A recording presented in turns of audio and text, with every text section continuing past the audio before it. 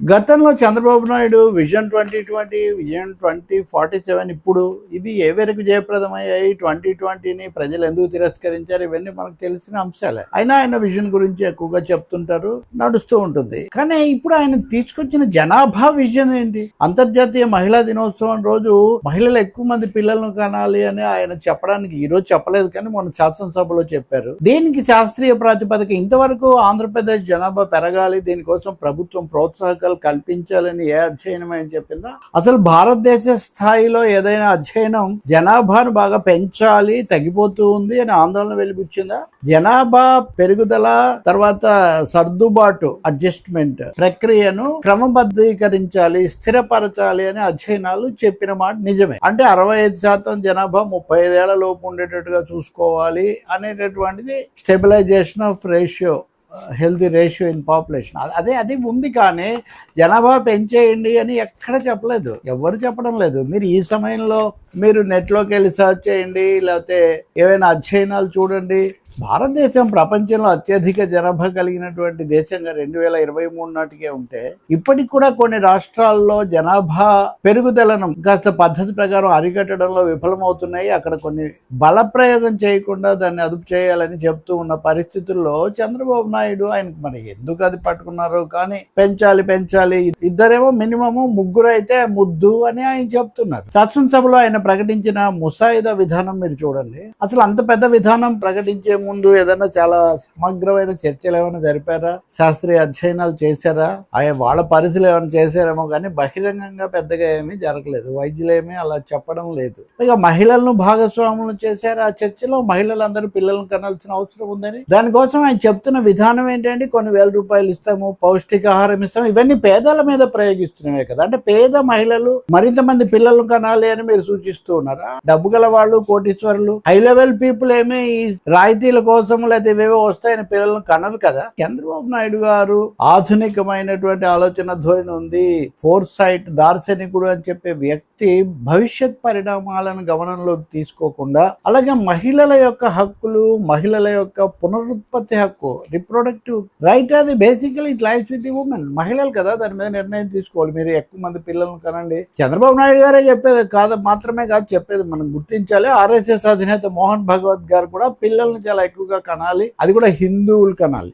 ముస్లింలు ఎక్కువగా కనేసి వాళ్ళ జనాభా పెరిగిపోతుంది, హిందువుల జనాభా పెరగాలి. ఇది కదా సంఘ పరివార యొక్క ప్రధానమైన స్లోగన్. ఈ సమయంలోనే చంద్రబాబు గారు కూడా పిల్లలను కనాలి, చాలా ఎక్కువగా కంటే ముగ్గురిని కంటే ముద్దు అని చెప్తున్నారు. నిజాన్ని నేను మీకు కొన్ని కనీసమైన విషయాలు చెప్తాను దీంట్లోవి. India does not need more population and is already experiencing a stabilizing with a fertility rate of 2.0, already below the replacement level of 2.1. So replacement, ఫలదీకరణ లేదా పిల్లలను పునరుత్పత్తి, పిల్లలు పుట్టుక అన్నది 2%, 2.0, 2.0 ఫర్టిలిటీ శాతం ఉంటే, రేటు ఉంటే 2.1 వేరే రీప్లేస్మెంట్ రేట్ ఉంది. కాబట్టి ఈ పరిస్థితిలో జరగాల్సిందని దీనికి కొంచెం సర్దుబాటు, కొంచెం హెచ్చు తగ్గులు స్టెబిలైజ్ చేసుకోవాలి అని. So demographic dividend with 65% of population under 35, India has a large young work force that can drive economic growth, consumption and innovation provided they are skilled and employed. So 65% మందికి ఉద్యోగాలు, తిండి, నైపుణ్య కల్పన అవి చాలా ముఖ్యం.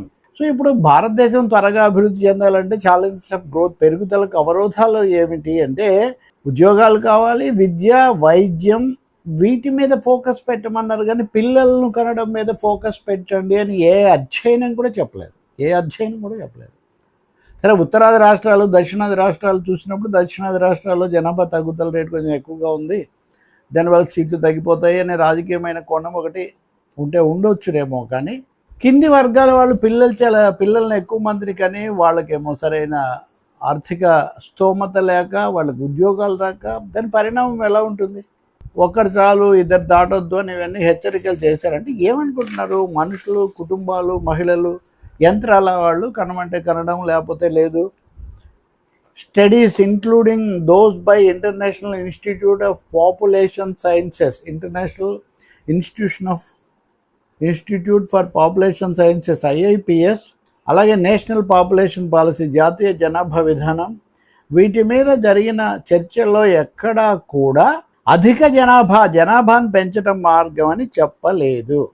Despite national decline, some states still have higher fertility rates, suggesting that policy should be targeted rather than universal, focusing on education, female empowerment and healthcare access rather than strict coercive legislature control. అందువల్ల 2048 నాటికి భారతదేశ జనాభా 160 కోట్లకు చేరుతుంది అని అంచనా. 160 కోట్లకు. ఇలాంటి పరిస్థితుల్లో దానికి సుస్థిరపరచాలని చెప్తున్నారే కానీ నేషనల్ పాపులేషన్ పాలసీలో ఎక్కువ మందికి పిల్లల్ని కనండి, ముగ్గురిని కనే విధంగా ప్రోత్సహించండి అన్న పద్ధతిలో వాళ్ళని తీసుకోవట్లేదు. ఆ మాటకు వస్తే చైనాలో కూడా సార్వత్రికంగా అందరికీ ఎక్కువ మందిని కనమని ఏం చెప్పట్లేదు. వాళ్ళు కూడా ఒక స్టెబిలైజింగ్, బ్యాలెన్సింగ్ అప్రోచ్ తీసుకున్నారు. కాకపోతే కమ్యూనిస్టులు అంటున్నట్టుగా పని చేసే వాళ్ళు వర్క్ ఫోర్స్ తగ్గిపోతున్నారు. వర్క్ ఫోర్స్ అంటే ఉద్యోగాలు ఏం రావట్లేదు కదా. కాబట్టి ఏమైనా డైలీ లేబరు, కాంట్రాక్ట్ లేబరు లేదా గిగ్ వర్కర్స్ ఇలాంటి వాళ్ళు పెరగాలన్నమాట. దీనికోసం పిల్లల్ని కనిపెట్టాలన్నమాట. కాబట్టి ఇది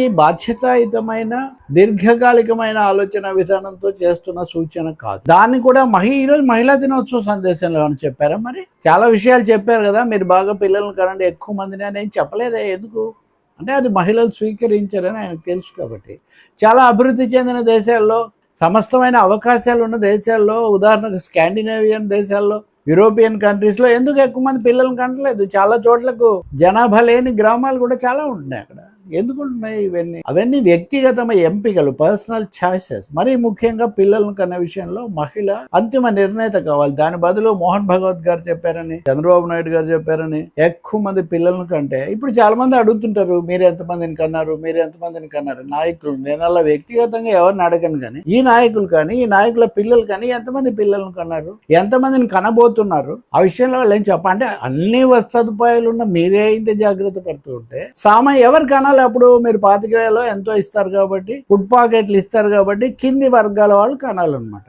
చాలా ఇందులో కనిపించేటటువంటి ఒక భేదభావం, వివక్ష దృష్టి, కింది వాళ్ళ పట్ల ఒక తక్కువ చూపు, ఇవన్నీ చంద్రబాబుకు ఉన్నాయని నేను వ్యక్తిగతంగా ఆపాదించడం కాదు, ఈ ధోరణి గురించి చెప్తాను. ఇవన్నీ చాలా పొరపాటు అండి. రెండోది, కింద వాళ్ళు ఎప్పుడు పని చేయడానికి మనుషులు అందుబాటులో ఉండాలి. ఇప్పుడు గ్రామాల్లో కదా పొలాల్లో పని చేయడానికి ఎవరు రావట్లేదు అని తిరుగుతూ ఉంటారు. ఎందుకు రావాలి? వాళ్ళు రాదలుచుకుంటే వస్తారు, లేదు ఎలా చేయాలో మీరు చూసుకోండి. మీరేమో ఒక యాంత్రీకరణ, మెకనైజేషన్ చేసి పనులు లేవంటే అవి వెళ్ళిపోవాలి. మీరేమో కాదు మాకు మనుషులు కావంటే రావాలి. వాళ్ళు మనుషులా లేకపోతే వాళ్ళు ఏమైనా ఇంకోటే? కాబట్టి కింది దృష్టి నుంచి కూడా చూడండి, మహిళల దృష్టి నుంచి కూడా చూడండి. అసలు అన్నిటినీ మించి ఆంధ్రప్రదేశ్ ప్రభుత్వం తీసుకుంటున్న అధిక జనాభాను పెంచండి అన్న ఈ విధానానికి శాస్త్రీయ ప్రాతిపదిక అధికారికంగా ఎక్కడుంది? ఈ అశాస్త్రీయమైన విజన్ ఎందుకు తీసుకొస్తున్నారు?